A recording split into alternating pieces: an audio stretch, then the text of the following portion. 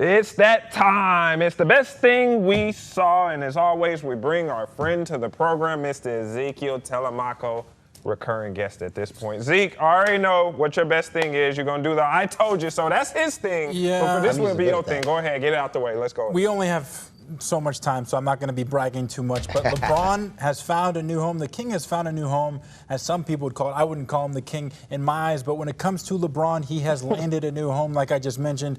Philadelphia, the 76ers, I think that they have a good chance to not only be contenders, but win a championship. I was saying this before they landed LeBron James. I was saying this when they traded for Jaylen Brown, and all they had to give up was a washed Paul George and 2 first-round picks that are going to be worth practically nothing because they're going to be at the top of the Eastern Conference. But in terms of what you need to know, I guess my question for all of you is, do you think that this puts them in that top-tier level when it comes to being a contender in the league?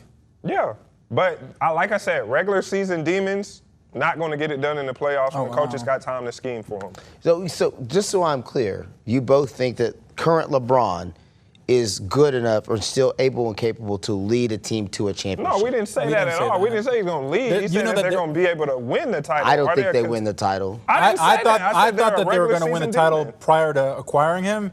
He's going to be playing the 1. I don't know how you feel about that, but they're putting him at point guard. He's going to be playing point guard. No matter what, point guard. They already announced that he's playing point guard. I think that he's more of a detriment at this point because he becomes so much of a distraction during the game at this point. Yeah, so this whole thing is going to end up being another LeBron farewell tour. You know, they're gonna play it that way the whole time. Now, is he going to be great for selling tickets? Absolutely. Oh, he's already sold out the next 2 years. Yeah, ticket prices are going crazy in Philly. Them 23 black jerseys, like them AI versions, black jerseys. From the business standpoint, it's great, but product on the floor. Regular season demons. I mean, think of the talent he had with them at LA.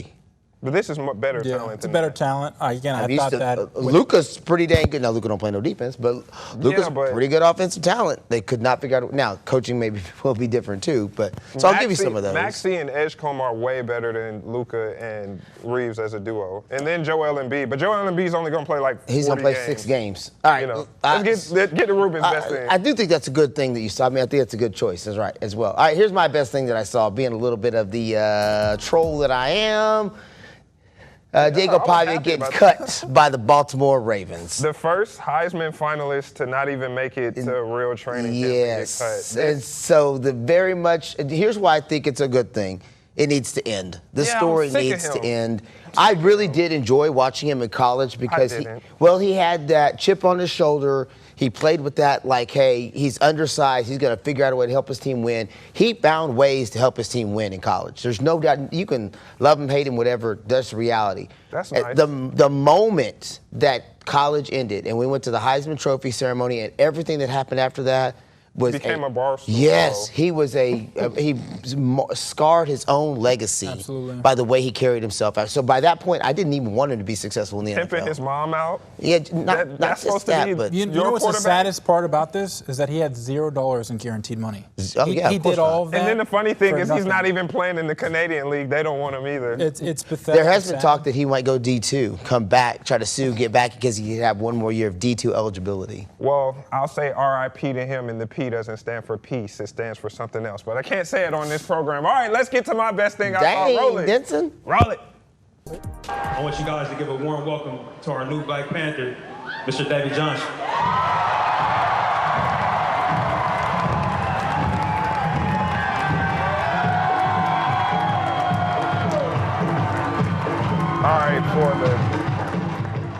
All right, for the second week in a row, fellas, I have to go in the movie world. Now, this was polarizing. It shouldn't have been polarizing. David Jonsson is our new Black Panther. People kept calling to recast T'Challa, R.I.P. Chadwick Boseman, one of the best to ever do it. And when they finally did it, I think people were mad of who they chose because they wanted Damson Idris from Snowfall, but they chose him. But if you know ball about film, David Jonsson is that guy.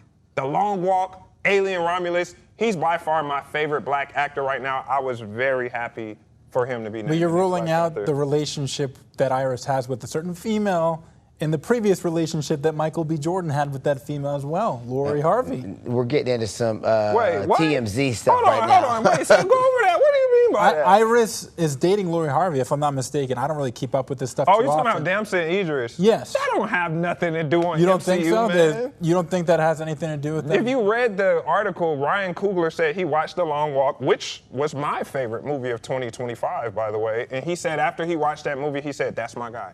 He said he called Kevin Feige and said, I don't need to audition, nothing, that's my guy. And if you watch that movie, my favorite movie of 2025, he is that man. So put some respect on David Jonsson. I'm very happy for him. I'm not sure if we're allowed to say whatever that is, but I'll say ABC 24 forever. That might be trademark or something. I don't want Christina calling up my phone telling me, hey, Zeke, you know? All right. I think we're out of time now officially. That's going to do it for today's episode of the 24th Floor. I'm not even sure how we ended after what we just did. Let's just get up out of here. Roll them credits, baby. Roll them credits.